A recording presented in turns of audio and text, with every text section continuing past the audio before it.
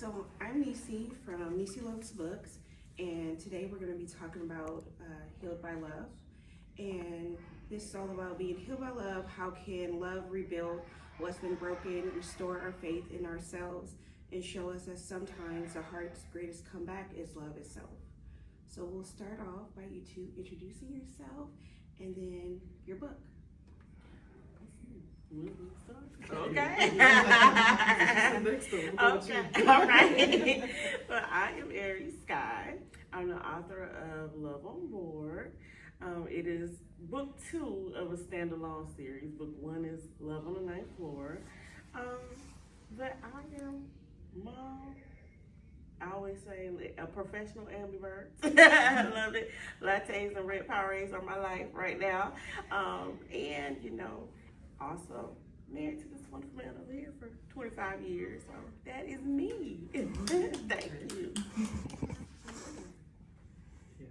And unfortunately, you have to go after her. She did a very good introduction. I was going to say, I am Tiye, writer of contemporary romance as well as new adult romance. And name of my book is This Side of Beautiful, which is a very angsty-filled, emotional-filled book about how to navigate two unhealthy people finding a healthy relationship. I'm also mom and professor. Love it. Thank you both. Both of your stories definitely had me in my feelings, especially this side of beautiful. I had to pick myself off the floor. Like it took me there, but I enjoyed both of your stories. So heartbreak looks different for everyone, but healing through love feels universal. What does healing love mean to each of you personally? Ooh, what does it mean to me personally? Healing through love or healing? Healing love, like what does it mean? I just think the very essence of love is healing. It's like, you just feel good. Like when everything is going right, it's the energy, it's the chemistry. It's just how the brain works. It just gets you all excited about it. So I think on your worst day, if someone you love gives you something special, it will automatically lift your mood. So for me, I just think love has to be a part of any healing. For me, love heals all things. It is. I'm very spiritual. I'm a Christian, so I believe in love believes all things. Love never fails.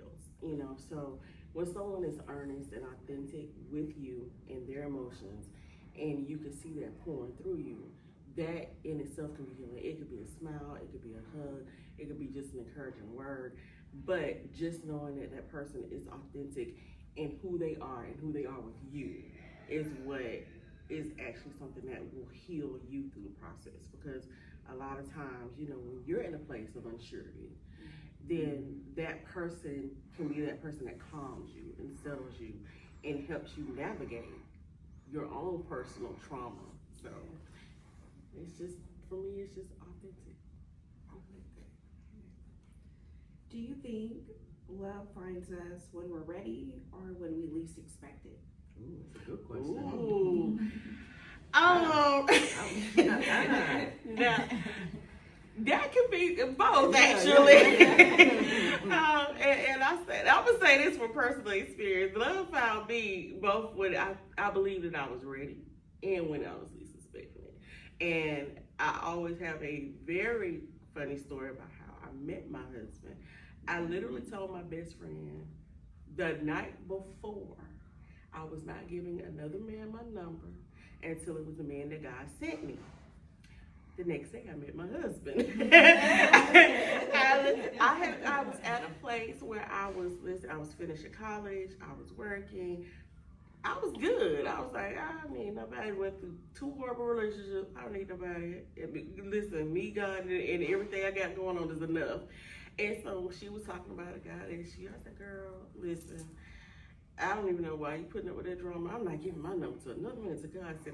I go to the mall unwillingly with my mother and go to the music store, and he says, excuse me, miss, that was during the time for the age of my son, but that was during the time when men were calling girls shawty.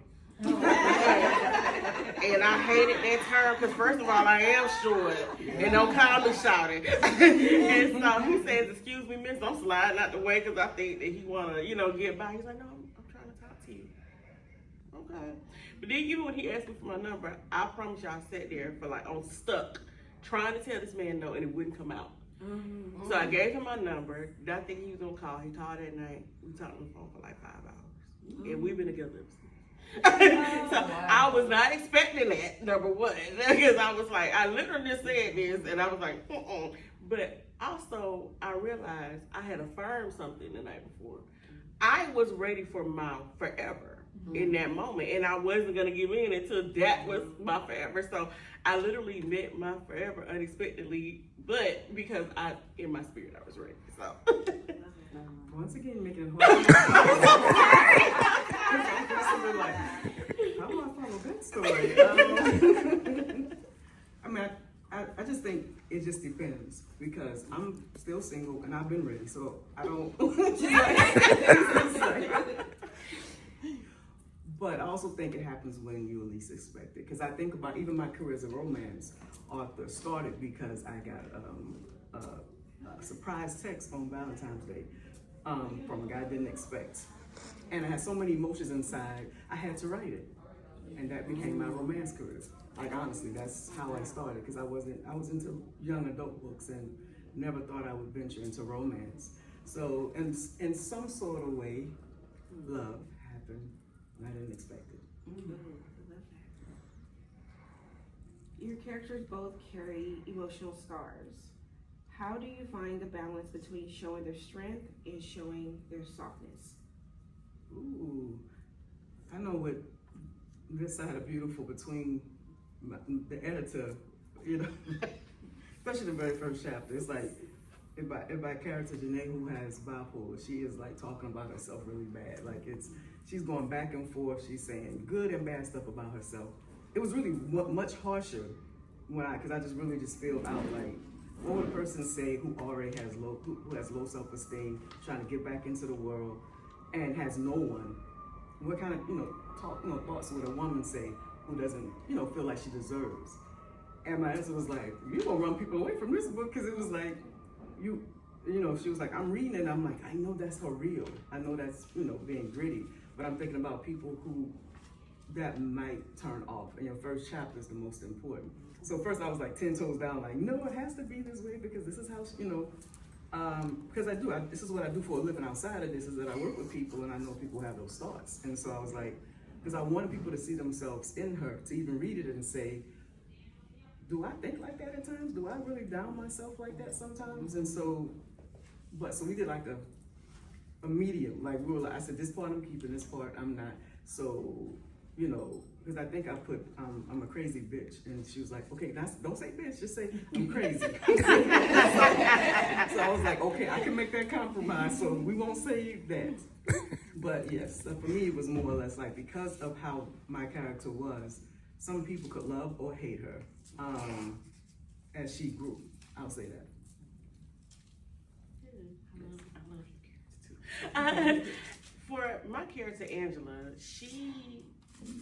her balance was doing something that we typically do as women, masking it. Mm-hmm. She was hilarious. She was there for everybody else.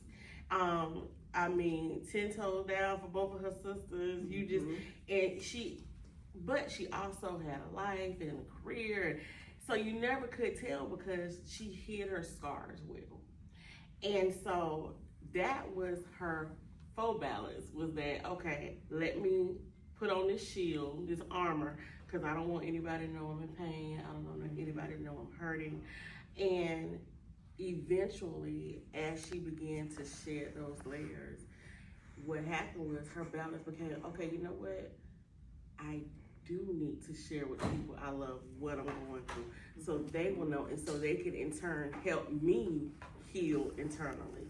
And she had to shed that fear of not letting others she knew that loved her know when she was in pain and when she was hurting. And I think that that's something that's what the balance is. It should be for all of us. You have to get to a place where you trust someone that you can go to and say, I'm not okay. Which most of us don't. Right, the most of us don't. What does a soft place to land mean to you personally? Ooh, a soft place to land.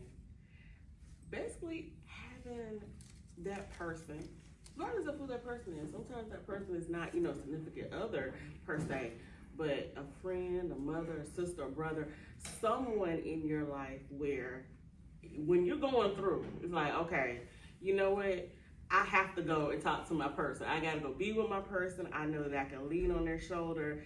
They're gonna be there. They're gonna just listen to me.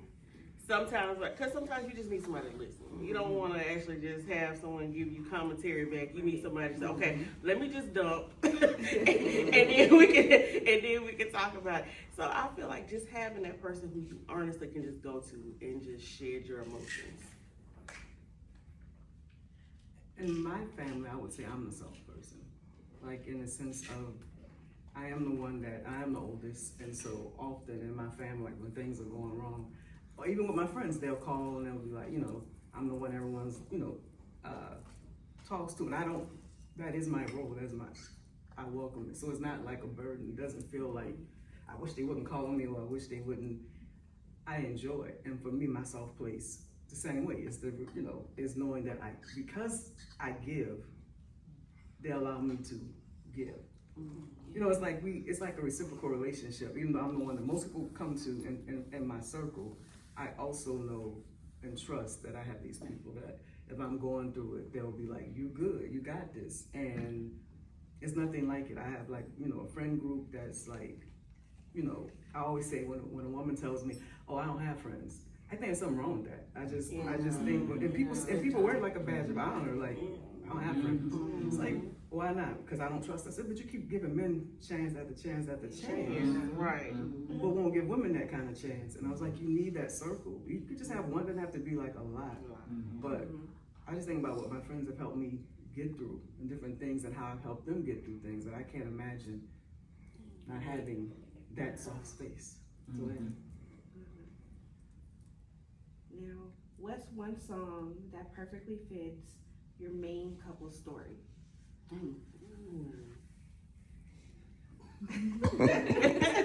playlists. When I write, I've always got music playing. So I'm like, this particular couple. For me, it's Beyonce. How does the song go? It's like, I'm a bitch in the afternoon. What is that song? Flaws and all. Flaws and all. Yeah. Ironically, it's a song I heard on TikTok that I wasn't looking for. And I just, how you scroll, you hear somebody singing, like, what? Hold on, wait a minute now. And it's called I Feel Love by Harry LaCrae, I think. And it's talking about how they found love for the first time and how it just feels, like so amazing because they never thought that they would have this, although they wanted it. So it was a beautiful song, though. Oh, I love it so much. You have some very good questions. Do you have a favorite scene that still makes you smile when you reread it? Can we go first? Okay. I don't know if it necessarily made me smile, but it does give me one of those like, I know that's right, Kister. You better tell her she gonna make a decision right now. So in the book, there's of course, there's a little push and pull, like because she's gone through so much, she just does not believe this man, who has been showing and proving the whole time that he really truly wants to be with her. So as a man, he makes a decision. He's like, wait a minute, I'm gonna step away. I'm gonna give you what you keep asking me for. And so it comes a point where she sees him doing it and she's like, oh no, wait a minute, brother. So she's crying and he's like, why are you standing here crying? This is what you want. And so then she's like, no, you just wanted to go and you want to be with me. He said, no. You're not gonna put this back on me. You're gonna stand on what you say. If this is what you want, you gotta tell me. And so she finally says it, and his response, it wasn't cocky, it wasn't like, he just embraces her. And he kisses her on the forehead. And it's like, in that moment, it's like, I was like, yeah, that was me. I was fighting for him. I was fighting for her in that moment. And when as I'm writing, I'm like, yeah, that's what you gonna tell her. But that was the moment for me, because it was like, even though he had a right to be upset and kind of be like, shut her off, that's not what he wanted. He wanted her to come into what she wanted and to admit it. He was so patient. I think it's a couple of things. Like, what I will say, like, I really enjoy writing Janae and Landon's story. Like, I wanted readers to like not want the story to end as I was writing. I mean, don't get me wrong, I want all my stories to have that feeling, but some stories I think put a little bit more energy to make sure you feel that way. And for that story, I wanted you because, Landon is not the typical alpha male that I usually write. He's beta, but alpha about his woman. And so I wanted to, show those different things. Like, there's a scene in New Orleans, and, she's coming on to, she's the aggressor in their relationship. And she's coming on to him, and he kind of like backs away because he doesn't quite trust that she won't hurt him. So he's kind of like, keeping a downplay. And she decides to go off with a band. She's a musician, she's a singer, and he's a part of the band that's backing her up. And she decides to, go off with another of the members to go on the streetcar in New Orleans. And he's mad at himself that he's like, why couldn't I just be the one to go out with her? Like, he's really, mad that she chose someone else. But when she comes back, he's sitting on the stairs, and she's acting like, she comes back with his bandmate, and they're laughing and talking, and he just pulls on her shirt a little bit, to when she walks past, because she doesn't say anything, and his emotions are filled again with possibilities because she gives him a slight smile, even though she doesn't acknowledge him. That's one of my favorite parts. And then when he decides he's gonna just come to her and be like, because he was like, I feel like you're the kind of person that if I knocked on your door, you're gonna open it. And so then a hotel in Atlanta, that's what he does. And because he tends to be more reserved and shy, that's his moment of, I'm gonna show you that I really do want you. So yes, those are my two. Every story starts with a spark. What moment or idea first made you say, this is the one I have to write?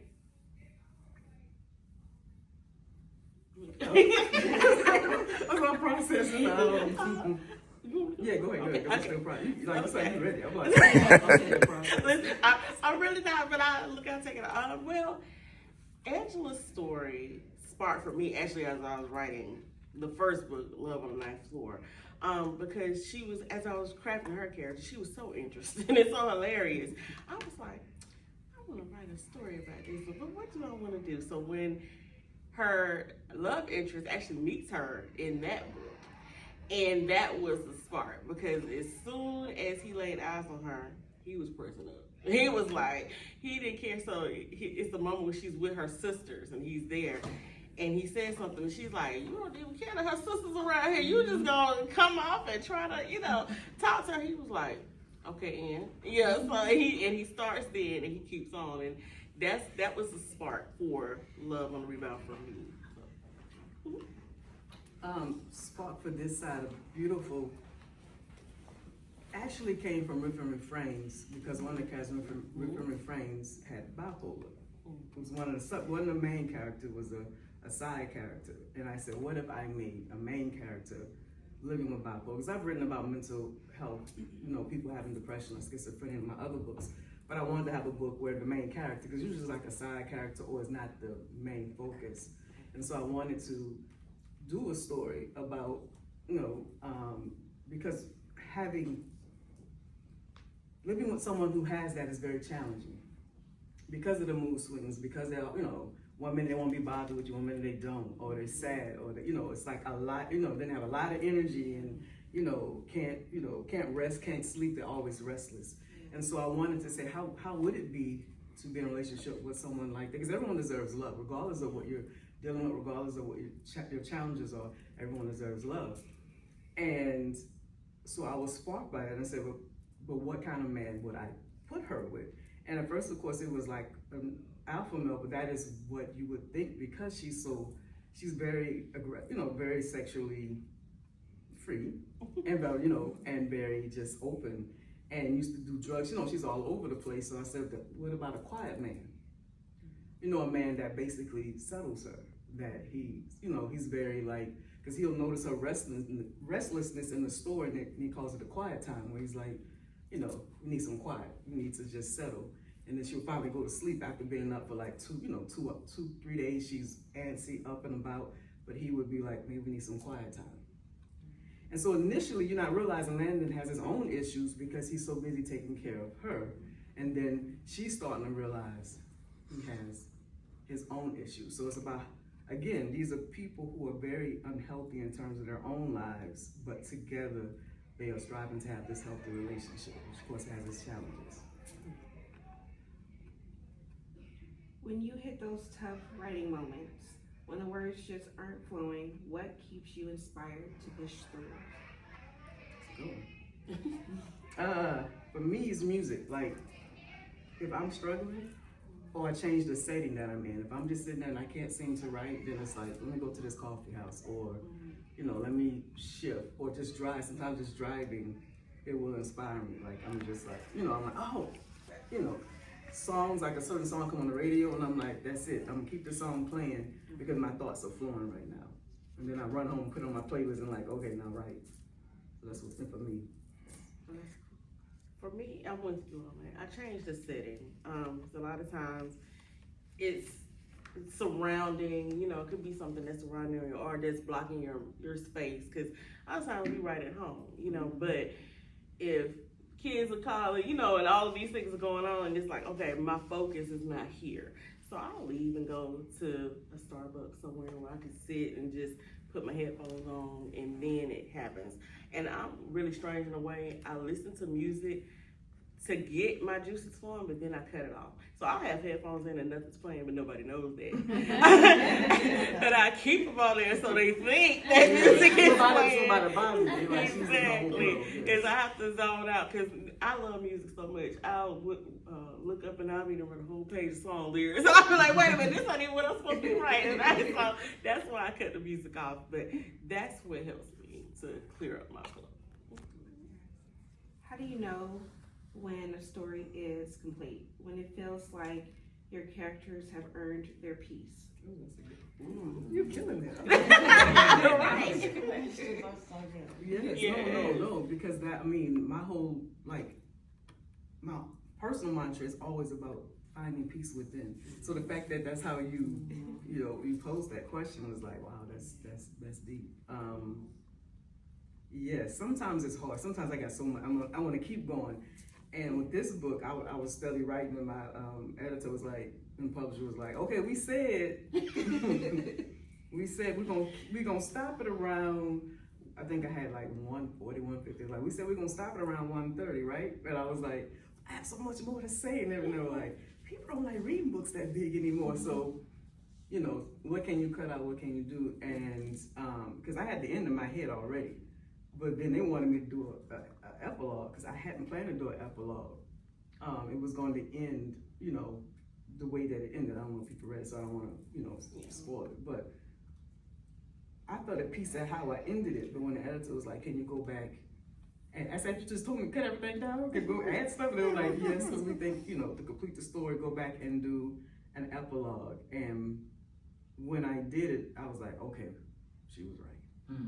She was right, yeah. I felt even more at peace. I thought I was at peace, but then I was like, yeah, that's it. She was right. I had to give her that. She was right. Epilogues give us peace. So they do. It's something about a good epilogue. It just kind of seals it up.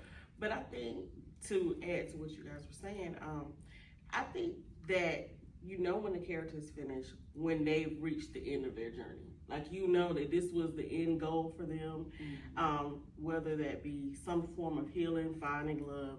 Once they've come to that journey, and not just the main character, but even with them seeing something that's reflected in the past, because I love to make sure that when the readers read something and they see like the little sub stories, that they get a wrap up of that too, or some type of finish to that, because I don't want to leave you going, now she has said, or that still had happened back in chapter 3, and I wanted to make sure, you want to make sure that everything comes to its ending and its resolution. And I think once they reach the end of their journey, then that's it.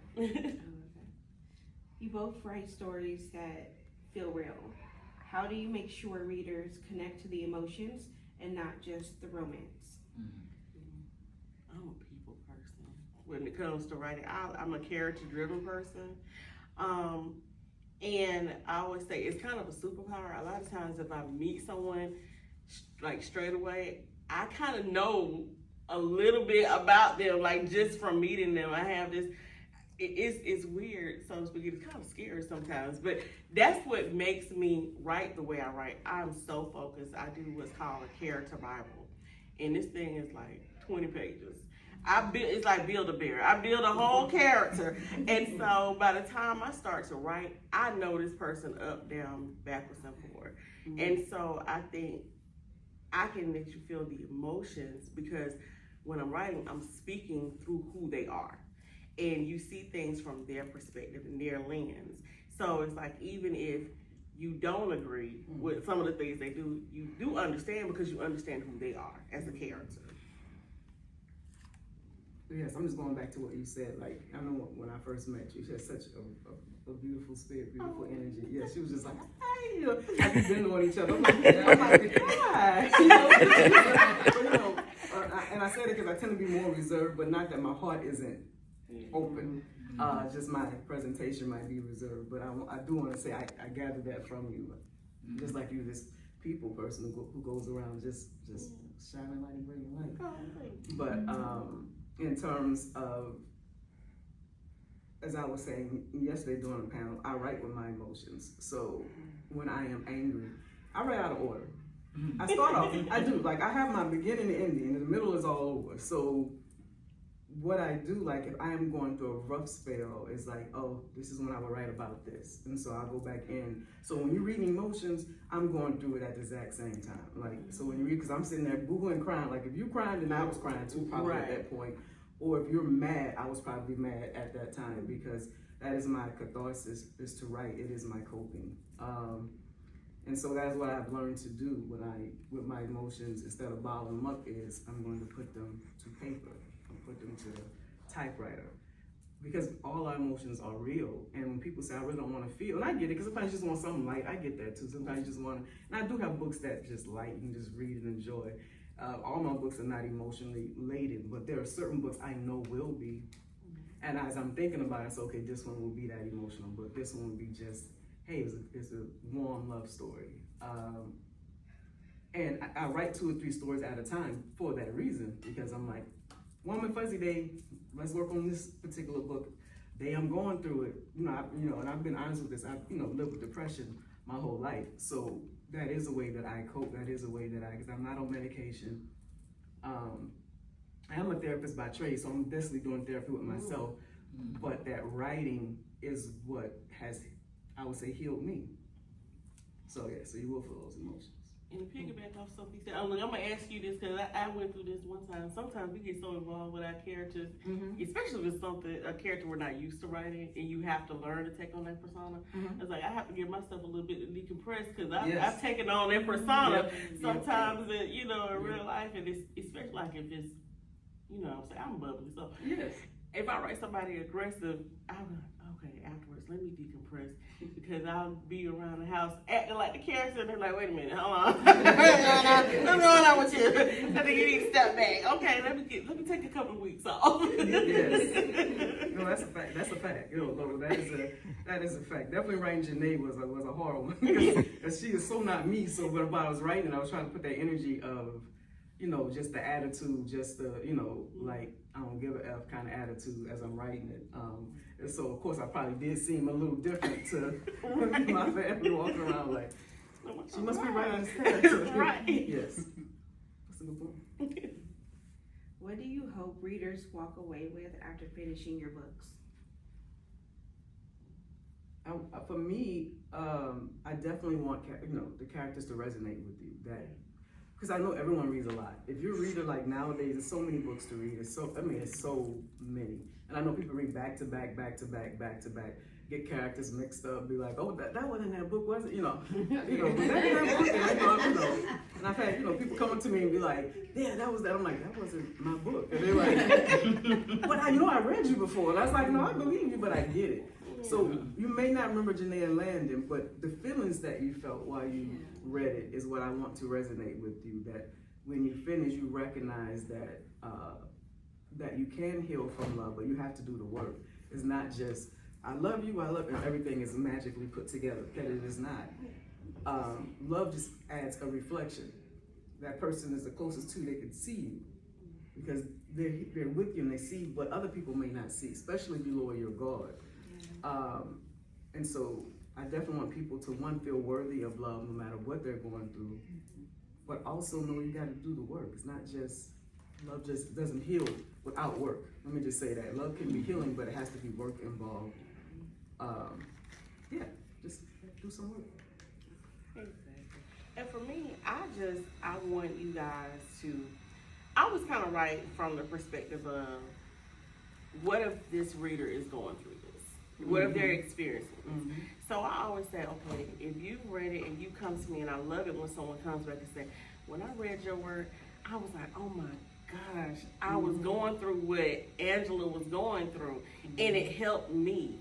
Those are the type of compliments that really make me feel good, because I always am writing from that perspective of, if my reader is going through this, I want them to go through this journey, not to hurt them, but to come on the other side of this, heal themselves, or knowing something about themselves.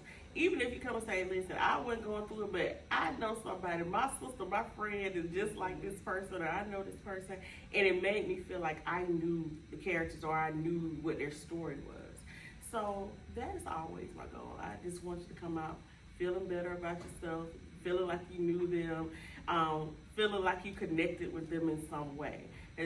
That's always our goal, is just to make you connect with the story and hopefully connect with the characters and, you know, love it and read something. Yeah. You want to get a new fan by the time you finish. Right. Yes, you don't want them to be like, I will never read that author Again, right. That's not the goal. It's like, no, that's not for me. Like, no, we want you to come back. Have readers ever shared a message that really stuck with you? Something that reminded you why you write the stories you do? Yeah.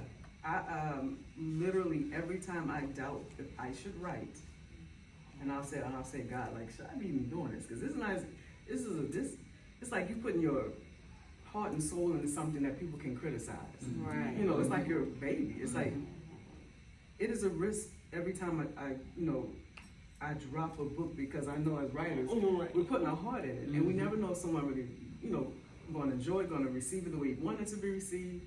And so, it's always a sense of nervousness, even though I'm proud of what I wrote. And I know everyone won't like it, and I try to tell myself that and be okay with it. But it definitely, every time I've had a reader message me and say, oh my God, you really affected me. I'm looking at my son differently, realizing he might be a Landon. Or I'm realizing I'm just watching him, it was like, because he's so handsome, he's so this, he's so that, but he's not fitting in with other people. Or I saw Janae and myself or my child. I've gotten, several people messaging me and saying thank you for writing this particular character. And maybe about 2 weeks ago, I really was in this phase of, because I've been writing a lot, so I'm just tired. So I was like, I need a break, That saying, within an hour of me saying that, this person, sent me a message and sent me a mantra, about God and healing and you in the right place and where. And so I messaged her back. I said, what made you do that? And she was like, God told me to send that to you. And she was like, your book has just meant the world to me. And I was just like, and I just started crying because I'm like, God, you keep doing this to me. So obviously, I'm supposed to keep writing. Like, it's like I keep getting those. And it's usually, I have to say, it's the readers that keep me writing. More than just myself sometimes. It's the readers who will reach out right at that right moment when I'm starting to be like, okay, I'm going to put this aside for a while and go sit back, watch some TV and read and chill and da-da-da. And then it's like, nope. Right. And we have a similar situation with that, because as writers, and just about everyone that I know will tell you that. You come to a place sometimes where you're like, okay, I'm gonna let this go. I'm not gonna do this anymore. And it's always in those moments of self-doubt that someone reaches out to you with a message just totally unexpected. And it's just God's little nugget to say, it's somebody out here who needs you to keep writing. And for me, like I said, the best messages I get is when someone and they have written me, I was hurting and this healed me, like this helped me. And I'm like, okay, so now I gotta keep doing this because someone not only just wanted to read it and enjoy it, but they needed this. They needed this message. And those are the ones that make me feel good about what I'm doing, and it forces me to say, okay, you gotta keep doing what you're doing because somebody out there, they need to hear this. They need, they need this word. You made me think about it as you were talking, and this is, yes, because Miss Shay right here has been a fan for 7 years since I've been writing, so I appreciate it. She's been helping me out this weekend. First time we met, we've been just communicating through social media. But her favorite story of mine is Forbidden. But that particular series of a woman who was going through cancer, I didn't know she had read that series. So after she healed from it, she reached out to me and said, your books really kept my mental health strong to fight this. And I was just like, really? Like in my head, because that story is just a salacious story of cheating and everything else. So, but for her to say that it kept my spirits, and she thanked me for writing that story, or that trilogy. So yes, definitely. That was a card.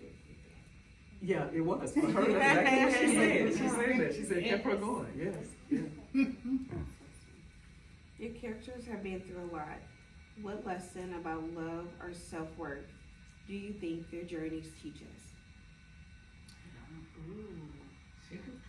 Yes. You got some great Yes. Well, for Angela, I think it was that her believing in herself that she was worthy of love. Because sometimes, we just don't think that. We pour so much into other people, but we don't know how to love ourselves or let someone else love us either. And so for her, it was learning that, and for Kinston, because he had a little bit too that he had to get over. It was for him actually finding that person, because he was actually the person who introduced her to therapy.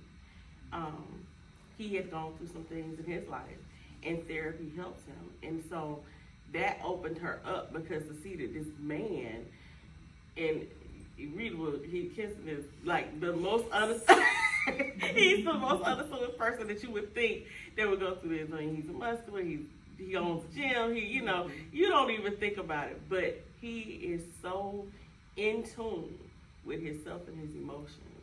And he's able to recognize those things in her.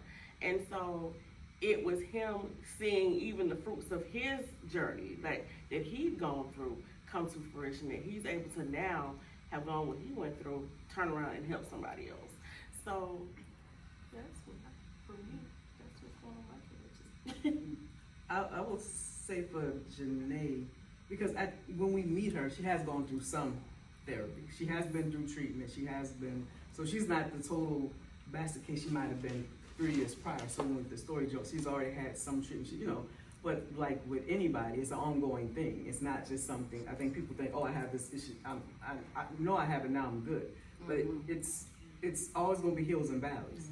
That's just a fact of it. So when Landon basically tells her how he sees her, and he's saying everything, because he doesn't have a filter, so he's saying everything, flaws, everything, and it frightens her, because it's all the things she thought she was masking and hiding, but he could see. And then she's like, I don't really bother with you, because it scares her, because she was like, he's seeing the worst of me, so does that mean he's going to leave now, or he's no longer interested? And he's confused, like, I thought I was just being honest, I didn't know that would make you run, or is he just saying, this is how I see you? But he was saying good and bad, but all she could hear was that the things that she thought she hid, he saw. And so the fact that he continued to love her, to reach other's life jackets, if you will, the fact that he saw her, really saw her, and still loved her, was it helped her to see her worth, and then even being strong enough to call him out on his own issues and recognizing this is not gonna work unless you change. So it's like she started being strong, which she's like, we can't, like she was the one that was like, this is not gonna work unless this happens for you. And that's when you see her growth, because in the past she was just, because she just was very needy, dependent, the kind of woman who didn't have friends, only cared about men, was now becoming that woman who recognized, I need friends, and and I need a stable, healthy relationship. So she started seeing her work through him initially, and then back to on her own through therapy, and then her own growth, her own journey. I love that. Thank you, ladies. This time ran pretty quick. Thank you for speaking with me. Tell us where we can find you. Okay. Well, before we do, I want to thank you, Ty, because look, I reached out to her for About Love on the Rebound, and Love Boy to give me a blurb, and she did. She was so sweet. Yes. She was there for me. So No, look, good. since I was That's getting good. to see you That's in what I said, person, yes. I wanted to say thank you for that. But you can reach me. I am on Instagram at Aries Skye _. I'm also on Facebook at Aries Skye, and I'm on TikTok at Off the Aries Skye. Let's see, anywhere else? I'm on Threads too. So it's Aries Skye on Threads as well. And my books are available on Amazon or through my personal website. That is who I am. So follow me and I'll follow you back. Yes. Tiye Love Books. I used to be Tiye Love, now I'm just Tiye. Is my website, and then Tiye28 always on Instagram, and TIYE. I think Love on Facebook, and Tiye on TikTok. Perfect. All right. Thank you, everybody, for coming, and I hope you have a good day. Thank you.